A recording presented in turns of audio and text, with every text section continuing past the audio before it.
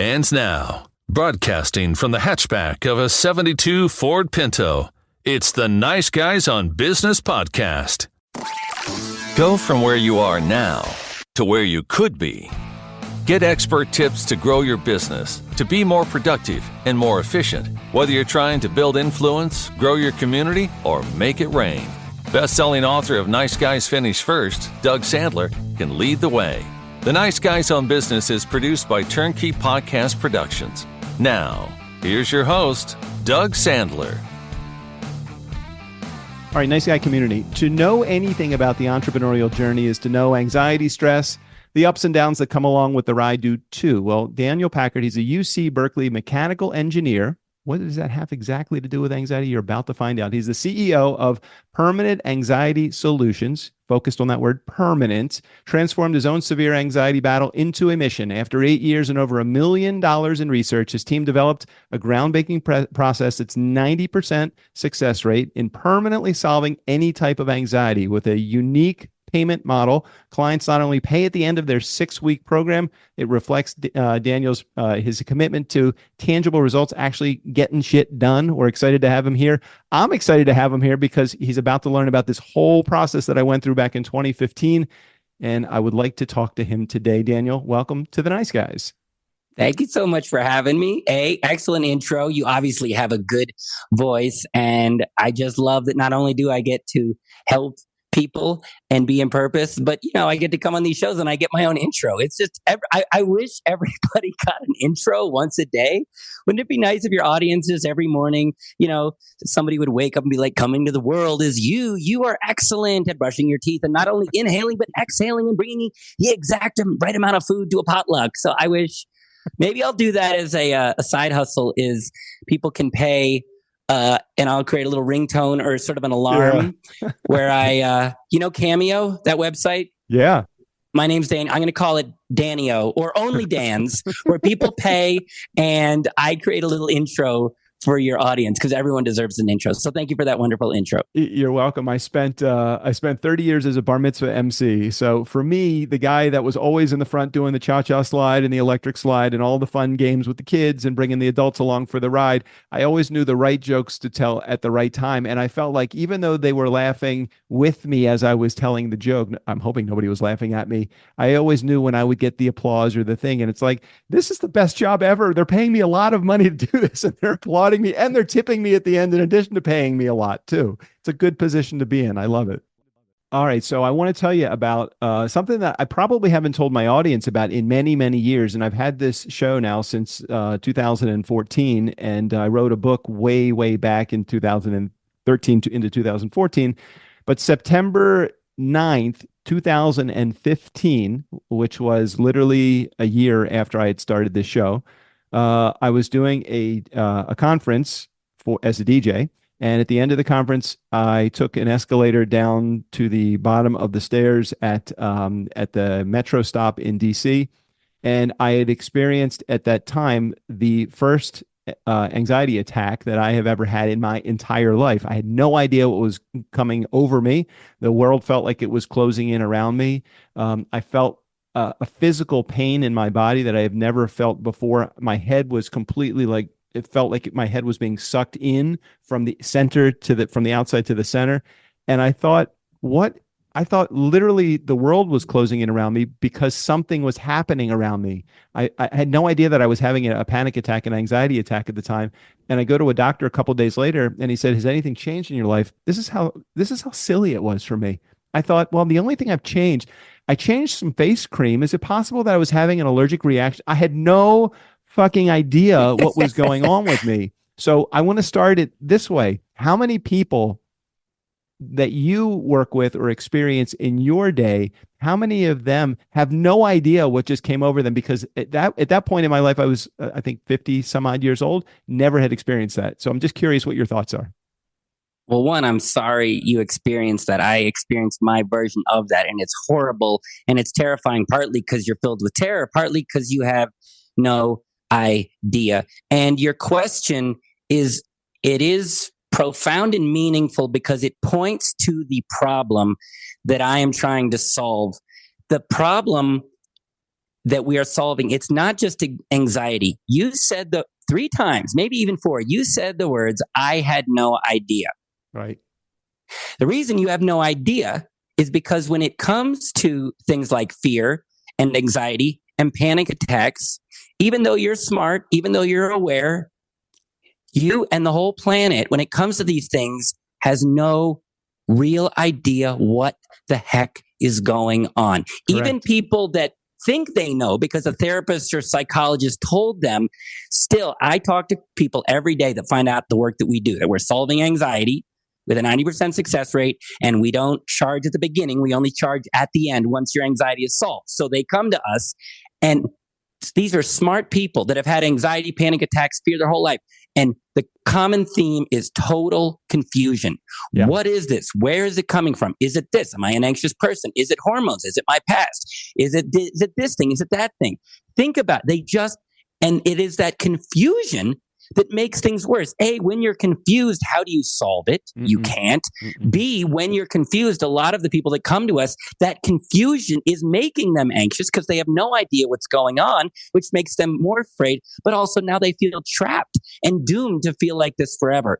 So our mission, and I'll explain to you how we even ended up here doing that, was to develop a program that allowed people to be permanently free of most forms of fear and anxiety, and to make it a very powerful word, which is, wait for it, Doug, simple.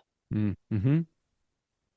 People are so confused, and it's making it worse, and we developed something that's effective, and part of the reason it's effective is because it is simple. And when we pulled it off, people asked me, they said, how did you figure this out? Like, this is simple. This was sitting right under everybody's nose. How did you guys figure? I mean, anxiety is cannibalizing our planet. It's especially hard on our teens. Suicide is the number 3 killer of teens in the US right now. Anxiety's on the rise. You have we're all aware of it, and yet it's getting worse. Mm-hmm. And we figured out a solution, and it was simple. And I'm not a therapist. I'm not a psychologist. I'm not a doctor. I don't have any letters at the end of my name. And I asked, and somebody said, well, how did you come up with this? And I thought about that. I thought, how did we end up here? And what I realized was it had to do with my relationship with my father. He was a scientist, and I had 2 experiences with him that stuck with me. And one was, he said, you know what, Daniel? A lot of people have theories and ideas and concepts. He said, but the person you want to trust is the person that gets results. Mm-hmm. He said, results matter. Totally. He said, also, people don't need ideas and theories. What they need is results. Like, that's what really makes the world move forward, is results. And I was like, results matter. It always just stuck with me, this idea that results, you got to get results. And he also gave me this other lesson that was more accidental. He was one of these dads. He couldn't do the "I'm proud of yous, I love yous" and attaboys. That just wasn't his thing. I'm sure just my father. I'm sure nobody in your audience can relate. Right. And I remember, no matter what I did, he couldn't say "I'm proud of you" or "I love you." So after a while, I started to freak out, thinking like, maybe he doesn't love me. So I went out of my way to do something that would impress him, so he would say "good job," and I would know he loved me. So my parents, being Jewish parents, wanted me had to have a good college application to get into college. So I ran for class president because it looks good on the application. So I said, okay, here's the plan. I'm going to run for class president. I'm going to go home, tell my dad I'm class president. He'll say good job. I'll know he loves me. Mm-hmm. All good. Yeah. So I run for class president, and I win. And I'm walking home. I've got a plan. I'm like, I'm going to tell my dad I'm class president. He's going to tell me good job. I'm going to know he loves me, and I won't be messed up forever. So I walk up, and I walk inside, and I see my dad, and I'm all excited with my exciting plan. And I say, hey, Dad, guess who's class president? And he says, don't let it interfere with your homework. And I was like, dude, and I turned to him, and I just started crying. I just one of those hyperventilating cries when you're young, where you're like, and I had even a little snot bubble, and it was like this last ditch effort from a vulnerable kid. I said, why can't you just once? Right. Tell me you're proud of me. And he looks at me and he says, it's not my job to tell you when I'm proud of you. It's my job to tell you when you messed up. And I was like, ouch, that'll leave a mark. So I never got the I'm proud of you no matter what I did, until we were on his boat. He had a boat that it wasn't fancy, but he had a boat, and the heating system on his boat stopped working. And he spent days trying to get the heating system on his boat to work, and he couldn't get it to work. And I said, well, maybe I can try. I was 13. He said, I mean, my dad is a famous scientist. He understands things, and he couldn't. So I said, can I try? And I mean, understandably, he's like, have at it. So I go down into the bottom of the boat, and I said, I think I can fix it. And he said, how are you going to fix it? I said, hand me a zip tie. You know, well, you know what a zip tie is, Doug, but a zip tie, those little things that, you know, connect things. I said, hand me a zip tie. He said, how many? I said, one. He said, you're not going to fix the heating system with a zip tie. I said, I think I can do it. So he hands me a zip tie. I attached two things that were disconnected, and I said, try the heater. And it turned on. And he goes, what? And he goes downstairs into the base, down in the barrels of the boat, and he sees what I did. And he said, oh my God, you did it. And because I'd never been praised before, I really remembered that memory. Sure. But what he said to me, and what it taught me, was two things. One is sometimes the experts are so smart, they miss the simple things. And two, I saw, I have this ability, maybe a talent, to look into things and see a simple solution. And it turns out I do. I have this like a little ability. I went to engineering school to learn how to become an inventor, and I was not the smartest kid there. There were kids way smarter than me. And when they got stumped and they couldn't figure something out, they would kind of bring it to me, and I'd be kind of like Forrest Gump. I'd be like, did you try to do this thing? And they'd be like, oh my God, you got it. And they were smarter, but I could often see these simple things that sort of smarter people miss, because sometimes you're so smart, you miss the simple things. So what happened was, even though I could see simple mechanical things, I don't know if you know this, Doug, life is not always simple. Did you know that? That's a free coaching lesson. Yeah, thank you. And I fell in love with a woman, and spoiler alert, we did not live happily ever after. I feel Disney owes me an apology on that one. And we loved each other, but the relationship turned very toxic very quickly. And later I found out I was at times being emotionally and verbally abused.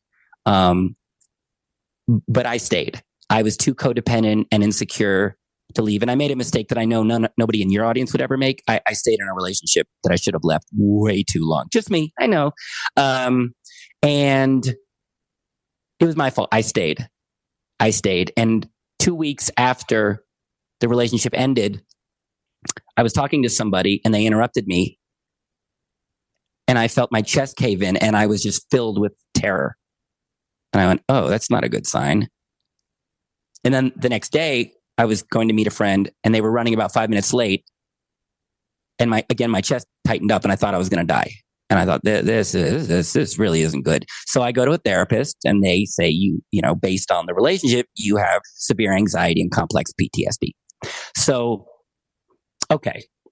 I go do what a lot of your audience does, whether they have anxiety, panic attacks, trauma, fear of rejection, fear of failure, something in the fear family. You know, your audience is entrepreneurs. They know fear, anxiety, or panic attacks can hold them back. So I went out looking for help, and I went to therapists. I went to psychologists and doctors and spiritual teachers. I was probably in a cult. I was definitely in a cult.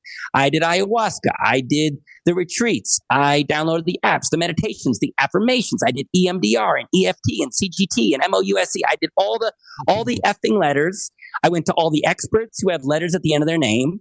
And what I wanted, Doug, is for this to be gone, to be free of this. But it wasn't gone. They just were giving me Band-Aids, and it was just managing it. And then my friends and family walked away because they didn't want to be around a person in pain, which just left me feeling even more broken and alone. And I wouldn't have taken my own life. I knew something bigger than me was unfolding, but I definitely got why people do, because when you can't be who you want to be, when you're filled with fear, when you're not being you, when you're not doing what you love, and the experts can't help you, you feel trapped and hopeless. And I remember a particular moment. I was just on the floor in the fetal position in terror, and I just kind of looked up to God, universe, and I was pissed, man. I was like, what do you, I just spent 10 years and $100,000 trying to figure this out. What do you want from me, man? Like, I'm trying to help. What do you want from me?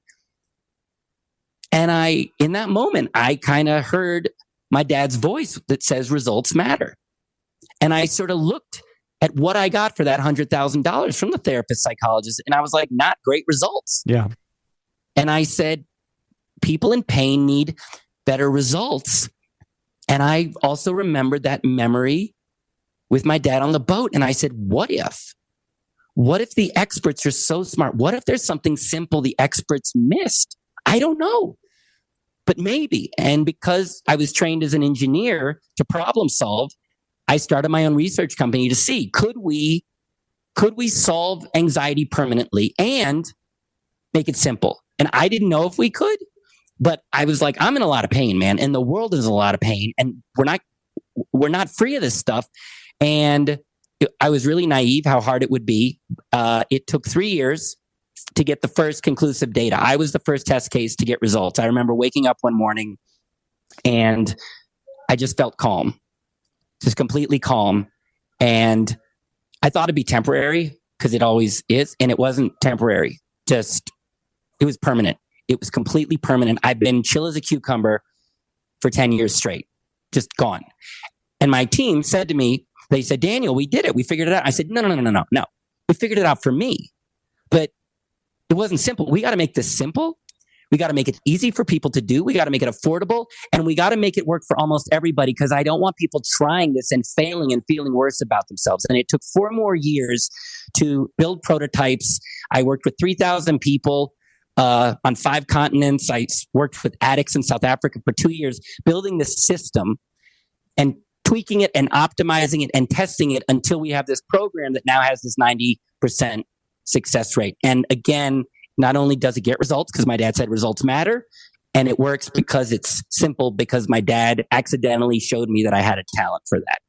Well, you're and I appreciate you going into the depth and details of your story. You're a proof is in the pudding kind of guy, and what's the secret sauce? I mean, is there something that we can share with my audience so we can say, all right, well, here's what we do, or here's what Daniel does in order to help people? Because one of the things that they want to know is there's a route out of this. There's a path that they can take to get to healing. So where do we start with them? Well, it's a great question, and of course, it's what your audience wants. So, what I'm going to do when I tell people that we figured out how to basically live without fear and anxiety, people, of course, like the idea. Nobody believes me it's possible. And I get that because when you've had something for so long and you've gone to so many different people with different theories and you can't get rid of it, it feels complicated. It feels like something you're stuck with. Also, after a while, people start to internalize it and blame themselves. I'm too broken. There's something wrong with me. I'm flawed. Mm-hmm. So when we say we can solve this and make it simple, people, their experience tells them this is too good to be true. Right. So I want to explain to you a perceptual framework to help you understand really better what anxiety is so that you understand it in a way so you understand and have hope that it can be solved and that it can be simple. Does that sound good? Sure. That sounds fine. Okay. Now, the first thing you need to understand is why we were able to solve this is because we wanted to. All right. Why does that matter? Well, can you see if you have 2 groups of people and one group doesn't want to solve something and one group wants to solve something? Can you see that the group that wants to solve something has a better shot at solving it? So you're saying that the first group is the group that wants to solve it will, and the second group is like my 2 ex-wives. I get it. They don't want me to solve the problem. They just want to hear that I'm the problem. Well, that's not what I meant, but excellent point. I understand what you're saying. The most common denominator. What I'm pointing to is, and I've done a lot of research and spoke to a lot of therapists and psychologists, spiritual teachers and coaches. And I've asked them this and they'll admit it. And also your audience probably knows this. At best, they go and they learn something that gives insights and perspectives and tools and techniques that help their clients manage it. That I would agree. Now, there's value in management. It's certainly better than nothing, but that's their business model. They go to schools, they learn these insights to manage it, and then they get paid to manage it. And they're okay just managing it. So when you hear me say like they're not actively trying to solve it, they're sort of incentivized just to keep managing it. Do you know what I mean? Yes, of course. Of course. Also, solving it was incredibly difficult. It was 8 years. It was my entire life. And it was because we were able to solve it because I was trained at UC Berkeley to be a problem solver. It's a certain skill set. It's not easy to solve things. So we solved it because we wanted to, and I was trained to solve things. And also this reason. Most approaches to fear and anxiety are either spiritual or psychological. Okay? Now, spiritual and psychological approaches have value in them. They usually give you insights and concepts to sort of understand what's going on. It's like a map. Mm-hmm. And sometimes there's value in that. But a concept and an idea is not enough to solve something. To solve something, what you want, and you're a car guy, do you think to solve something, you want an understanding that's spiritual, psychological, or mechanical? I want mechanical. I got to adjust I want to adjust the carburetor so I can fix the stalling issue. I don't want to understand the theory about why the car is stalling or say a prayer, oh, please car start. I want to actually get my hands under the hood and mechanically fix something. Yeah. And why? Why, if you took your car to a mechanic and the mechanic and your car wasn't running and the mechanic said, hey, I'd like to explain to you why the mindset of your car is disempowered and it doesn't see the abundance of velocity, or I can just show you that one of the spark plugs needs to be replaced. Why would you want the mechanical understanding? Because there's instructions that I can follow to actually make this thing work properly. Boom. There are instructions that you can follow that will make it work. A theory doesn't always lead you to a solution. It's just an insight. Mm-hmm. But an insight, so if you're, let's say, I don't know, you're at a restaurant and God forbid you start choking and two people walk up to you and one person says, okay, I feel like you're really focusing on your lack of air instead of the abundance of air that's out there. Also, maybe the fact that when you were younger, you were scared of the dinner table, so you ate extra fast and you didn't chew, and that's the problem. Or somebody walks up and says, here's the deal.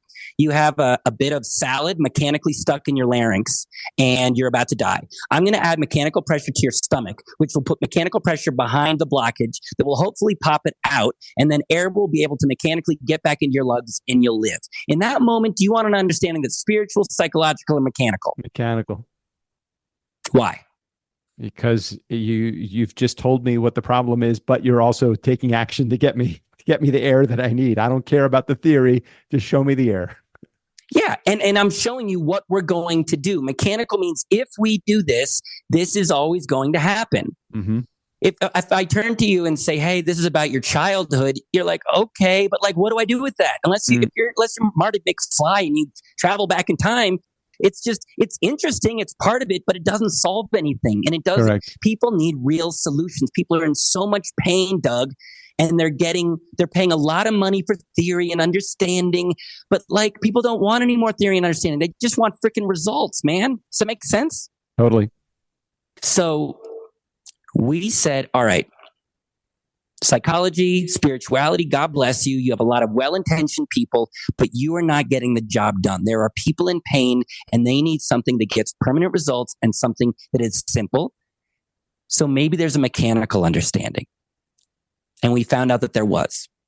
Anxiety, fear in general is not spiritual. It's not a lack of gratitude. It's not scarcity mindset. It's not a psychological or a spiritual issue. It's a mechanical issue. What do you think of that?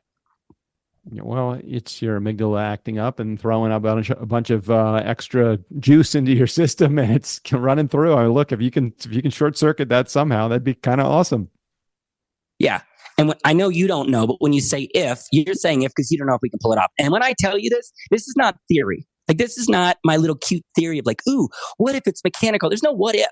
Yeah. The reason we got a 90% success rate, the fact that we can like only charge at the end when you get results is because this just works, because it's mechanical. We know if you work these steps in this order, you will get these results. But I'm going to show your audience Because when people say, okay, mechanical, what does that mean? So how about this? We'll do a little exercise that'll show you that fear and anxiety is actually simpler and more mechanical than you realize. How's that sound? Sounds good. Okay. So inner mechanics lesson number 1. Okay. The experts will tell you, or you may read, that you maybe have anxiety or you are anxious. But that's not clear. I have anxiety? What do you mean I have? Did someone hand it to me? Is it the boogeyman? Did I ingest it? Did I eat too much Chipotle? Like, what do you mean I have it? How did I get it? They'll just say you have anxiety or you are anxious, but they don't explain to you the mechanics of how that happened. So you don't have anxiety. You aren't anxious. Anxiety is a symptom. It's a mechanical symptom. Mm-hmm. It's a mechanical symptom of not feeling safe. Does that make sense? 100%. Yeah. If you don't feel safe, you will feel mechanically every time fear. Mm-hmm. Mechanical. Then people are going to name that feeling of fear. They'll give it different names: overwhelm, fear of rejection, doubt, insecurity, anxiety, panic attacks. But can you see that underneath all of those, mechanically, you might just feel unsafe? Yeah. So first inner mechanics lesson is, if you're listening to this, you don't have anxiety. You don't suffer from anxiety. You don't have panic attacks. You don't have a disorder. You don't even have an anxiety issue. You feel unsafe, which creates a feeling of fear, and you name that feeling anxiety. You with me? All right. Yeah, 100%. Okay. So now what I'm going to show you is sort of a condensed version of what our 8 years of research revealed, which is the $1 million question of like, well, why do I feel unsafe?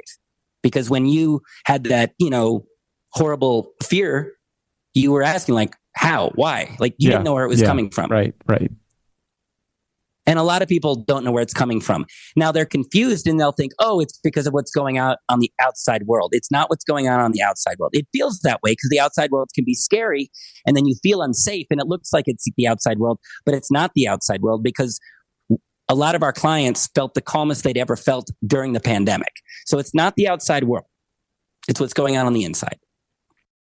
So what the research showed was that underneath all of our test cases, whether it was anxiety, panic attacks, certain forms of trauma, certain forms of OCD and ADHD, which had a lot of fear underneath it, about 10 to 30 times a day, people are accidentally, unknowingly doing things to themselves.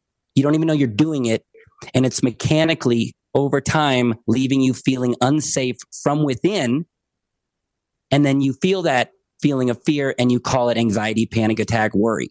Mm-hmm. Does that make sense? Yeah. Now, the downside is people are doing this to themselves. I was doing it to myself. And that's why I felt so unsafe. That's what the anxiety and a lot of the PTSD was. It was how I was treating myself, but it was mechanical. So the downside is many, many, many people are accidentally doing things to themselves every day that leave them feeling unsafe.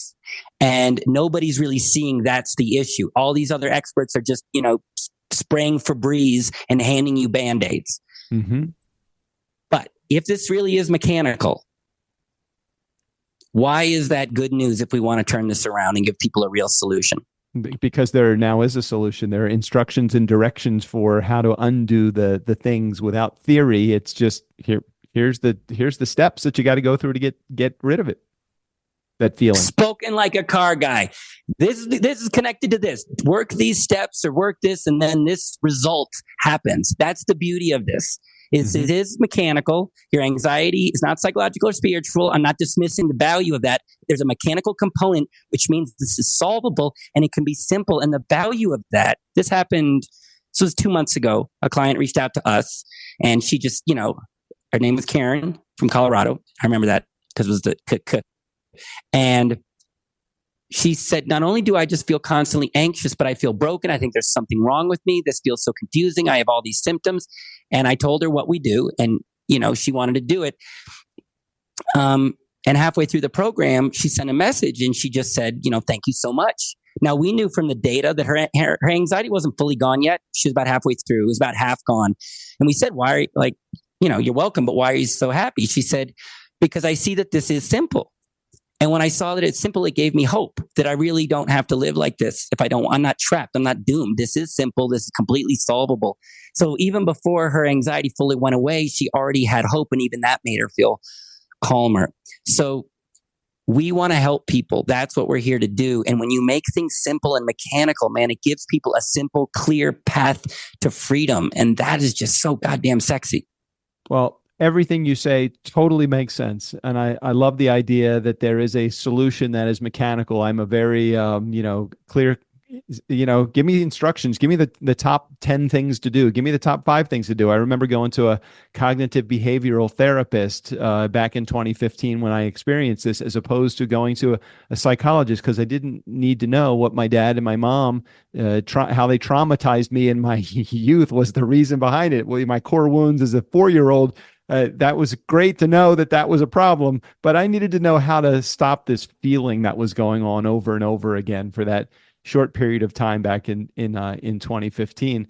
And discovering that really was a step in the direction that I needed. Something like this is an essential component. The idea that it's mechanical makes a world of difference, and it will make a world of difference to those in our audience, I'm sure. What do I need to tell them? We only have a couple of moments to go. So what do I need to ask you so that we can summarize what you're saying or get more people involved in what you're doing so that they can get the help that they need? So even though this process, pretty much helps anybody because it's simple and it's mechanical, it's for people who have the courage to let this go. People will logically tell you they don't want their fear and anxiety, but if they've had it for a really long time, unconsciously they're afraid to let it go. So it takes courage to have something simple and that works, because it means you might actually change. So if you're listening to this and you're like, God, this guy's making a lot of sense. My therapists, my teachers, my gurus, it was just management. I would love a solution. And if you're listening thinking the fact that I only pay at the end when I get measurable results means it means they're getting results. If you're tuning into that and you like the sound of that, and you just don't want to live like this anymore, you want to be more confident, you want to be happier, you want better focus, you want to be free of this fear. If that really calls to you and you have the courage, then you reach out to us. My name's Daniel Packard. Just go to danielpackard.com, and there you can get more information about what we do. There's basic information about the program. There's pricing. There's frequently asked questions. There's a dance video of me in a dance competition because I don't know where I learned it. Maybe it was God's way of apologizing for the bar mitzvah incident, but there's a video of me dancing, which I'm suspiciously good given who I am. Check that out. Also testimonials of people who basically went from unsafe to safe and anxious to calm, so that this will give you hope that this can work for you. And then what you do is you just book a call with me. It's a free 15-minute call. You tell me more about, what you're struggling with and how it shows up in your life. I'll give you some insights. I'll tell you how we can help you. If you want our help, great. If not, that's okay too. So to either get to see me dance, learn about the program, testimonials, frequently asked questions, and to book a call with me, just go to my website. Awesome. And just so I know next step. Excellent. And thank you, Daniel, for sharing that so succinctly at the end there. So just to make sure that I have this right, is this a program that somebody's going to do online? Are they doing it in person with you? I know the call they're going to obviously do, virtually, but when you're doing the program, are they traveling or are they doing it from their home? Or maybe the answer excellent question. To make this scalable and to help a lot of people affordable, the entire program is online. It's a set of videos with instructions and exercises that you do multiple times a day. We have one version of the program that's fully automated. Everything's online. It's more affordable. Then there's a version where you can work with me one-on-one where it supplements the program. It's not instead of, it supplements. So if you have more money, you want to hang out with the Danimal and get more results faster, there is a version where we talk. But the basic core program, it's all online, videos, exercises, and support materials. So you can do it from anywhere in the world. If you have an internet connection, you can do it from a hot air balloon, a unicorn, International Space Station. We are here to help people no matter where you are. People on Mars, call me.